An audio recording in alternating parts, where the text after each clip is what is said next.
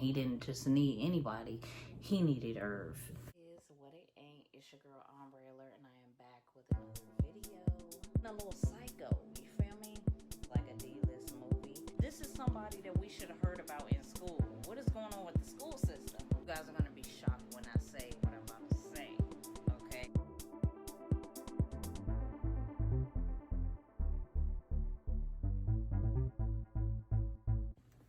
What it is, what it ain't, it's your girl Umbrella, and I am back with another video, okay? I am back. I'm so happy. I will be letting you guys know exactly why I'm so happy right now. But anyway, let's get into the video. In today's video, we are going to be getting into the Murder Inc. series that just came out August the 9th on BET. Okay, so I'm going to be talking about episode 1. I'm not sure if I'm going to combine the episodes for the next 2 videos, or I can't even say it's the next 2 videos, but I don't know how I'm going to do it. But for right now, I'm just going to start with episode 1. I will keep you guys updated in my posts. I might do a poll to see what you guys think. If y'all think I should just do it episode by episode, or should I just combine episodes together so that it's more of a meaty video. Stay tuned, because I'm gonna need y'all help with that. So make sure y'all stay tuned. Keep y'all post notifications on so you know when I post on my community or I post a video in general. So without further ado, it's Ombre Alert. You know what I'm saying? And we're gonna hop right into the video. Y'all can tell by the title, this is gonna be really good.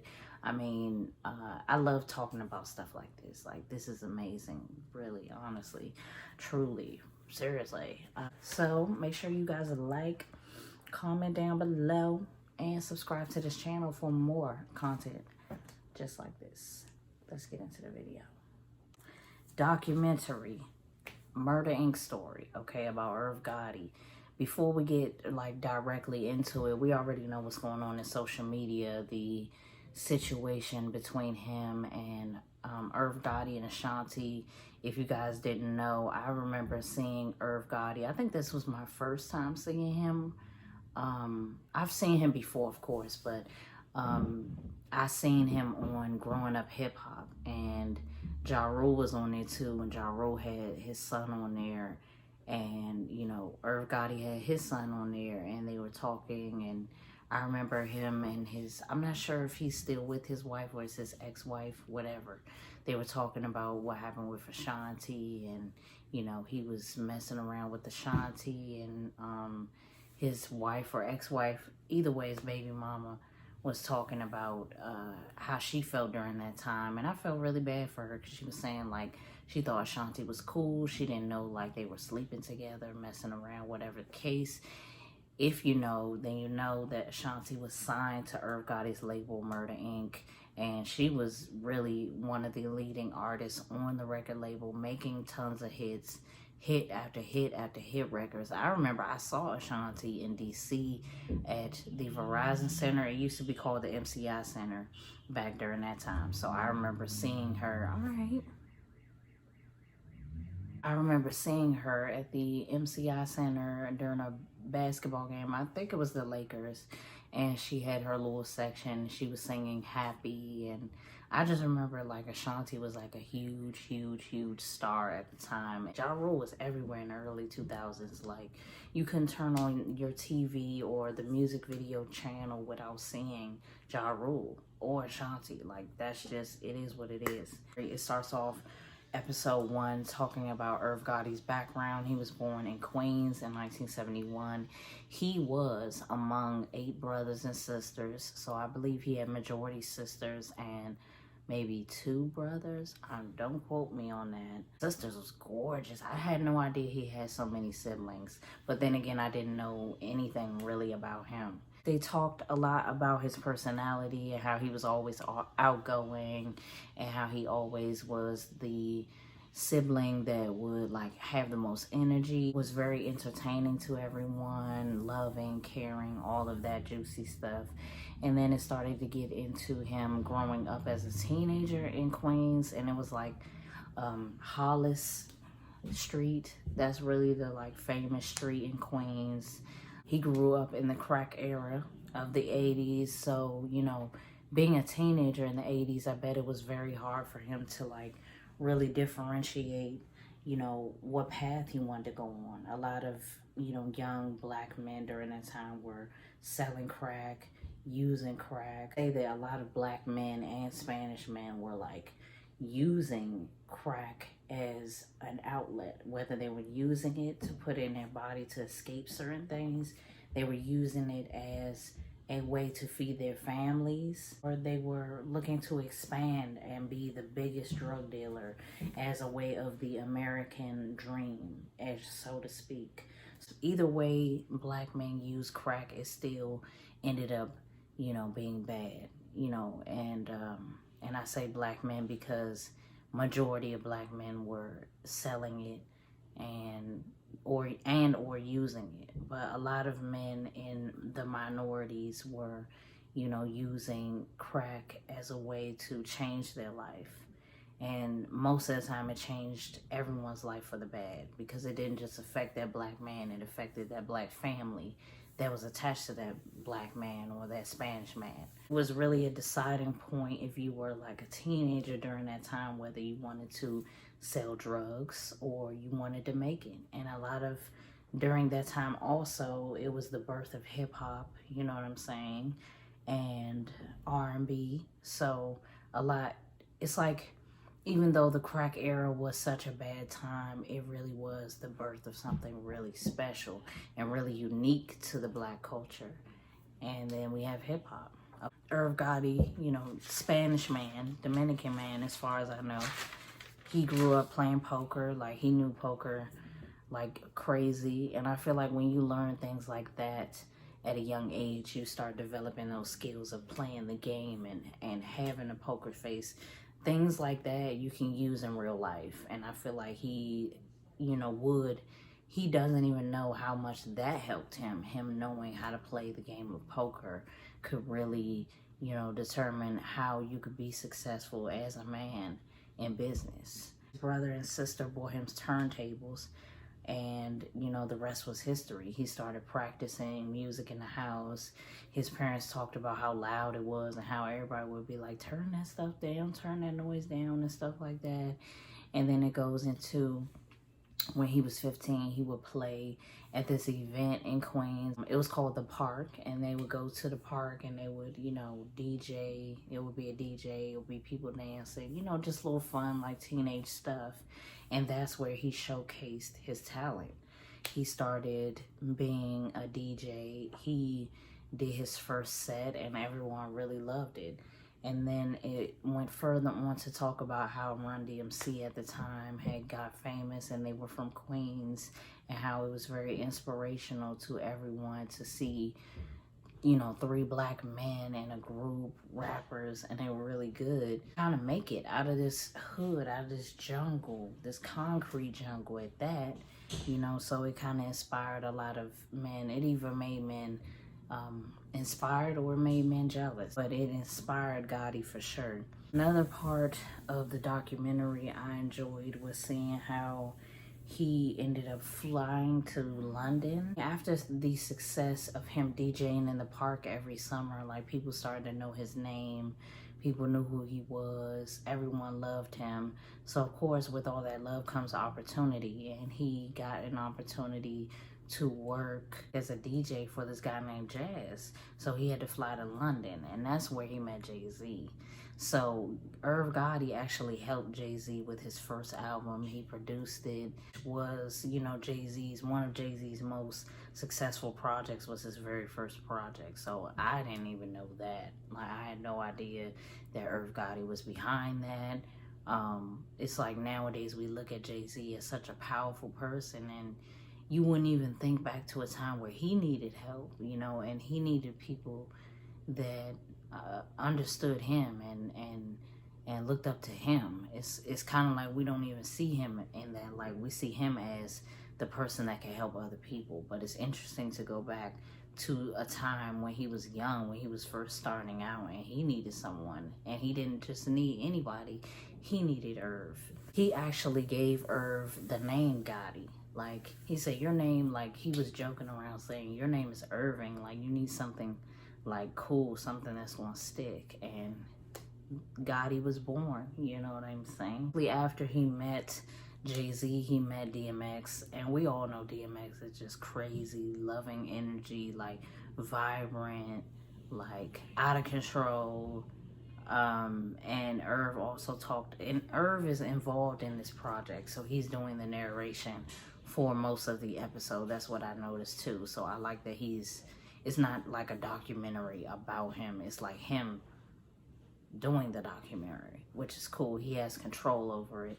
So he was doing the narration, and he was talking about, you know, when he first met DMX, and he met DMX in Yonkers, one of the most, you know, impoverished neighborhoods in New York, period.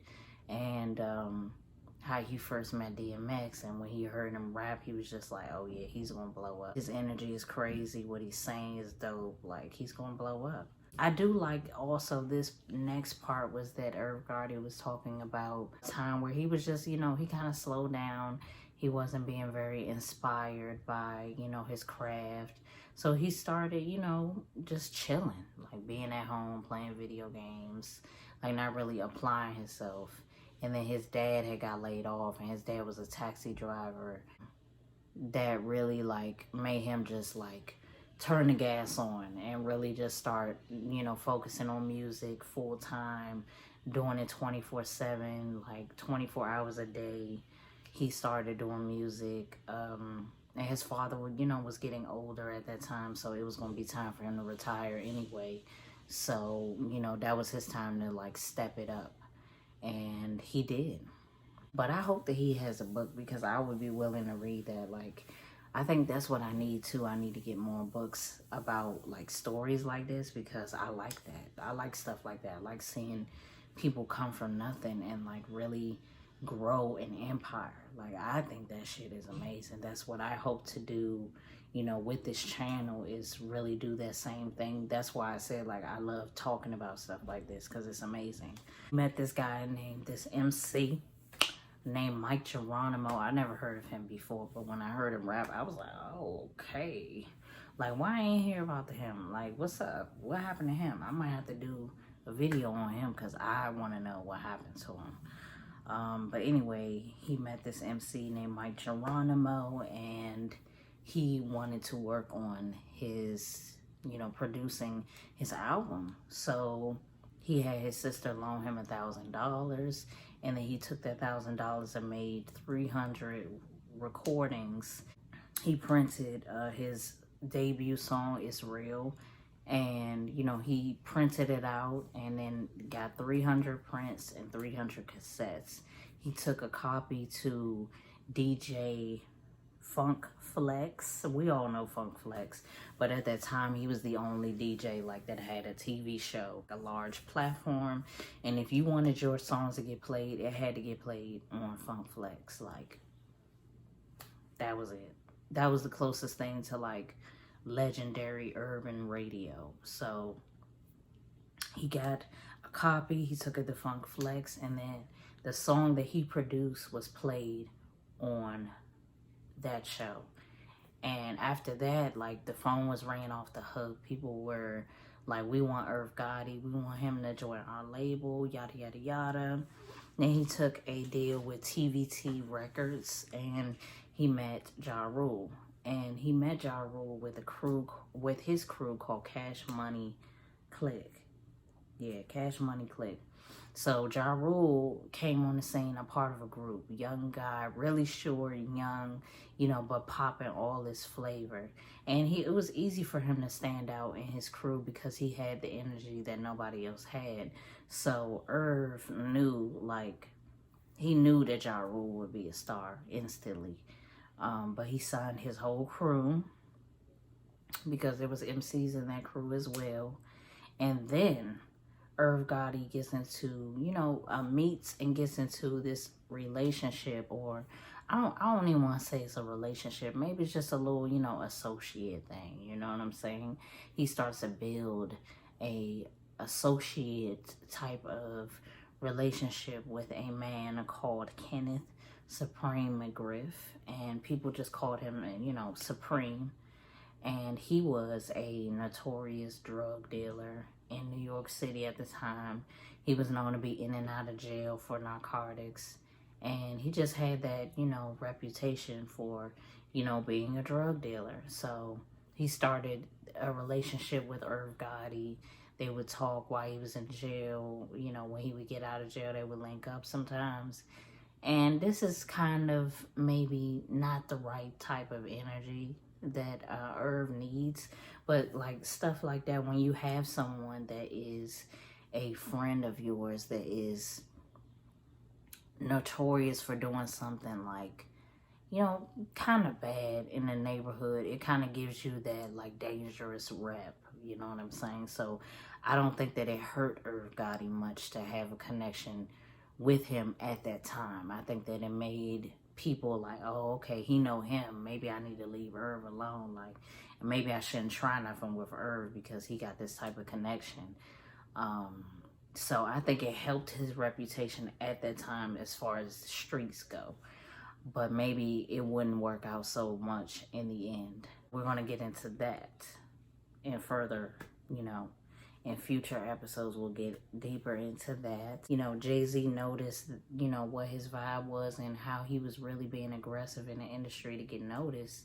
And Jay-Z was like, I need you, you know, for real. Like, you need to be behind me. So, Irv Gotti started working closely with Jay-Z, worked on his album, incorporated not only, once Irv Gotti got to Def Jam, he was able to incorporate Jay-Z, DMX, and Ja Rule. So they all three of them were like the top hip-hop artists in the early 2000s, really because of Irv's influence. So I thought that was fucking cool. Like, that is so cool. And one thing I did notice about Irv too was that he knew his worth. He knew what he was giving up. And when he joined Def Jam, and Def Jam just wanted to stick him with this A&R position and keep him there and tell him who they wanted him to sign or represent, he was not going for that.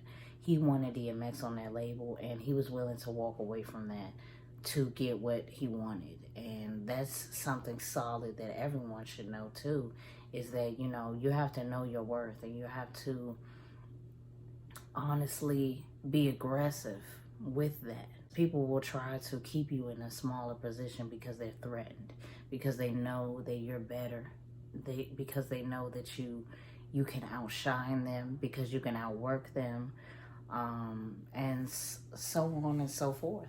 Instead of leaving Def Jam, Irv Gotti actually ended up working a deal with them, because he was going to go to Sony, because Sony offered him his own record label, a $3 million advance to get it started, to start working immediately.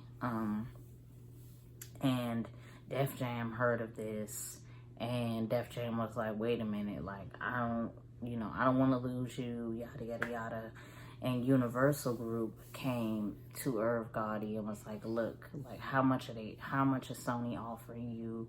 We'll double that, like, let's get started. And then he did a deal with Def Jam and Universal Group for his own record label, and then all he had to do was make the name, and Murder Inc. was born. That's going to conclude this first video of the Murder Inc. story. Thank you guys for watching. Make sure that you like, comment below, and share your thoughts in the comments. I can't wait to see what you guys think. I like this. Like, I was looking at it and I was like, wait a minute, I like this. This is cute. Like, I like the story so far. I kind of feel like I'm gonna have some mixed feelings moving forward, but I like the story. I like what's going on in this first episode. I'm excited to see more, and I can't wait to come back here and talk with you guys about it. It's Umbrella. Make sure that you subscribe to this channel for more content, and I love you guys so much. I can't wait to do more videos, and yeah, we're on to bigger and better things. Let's go. I'm still going to do the third episode of Emmett Till, so stay tuned for that. Thank you guys for watching, and I will see you in the next video.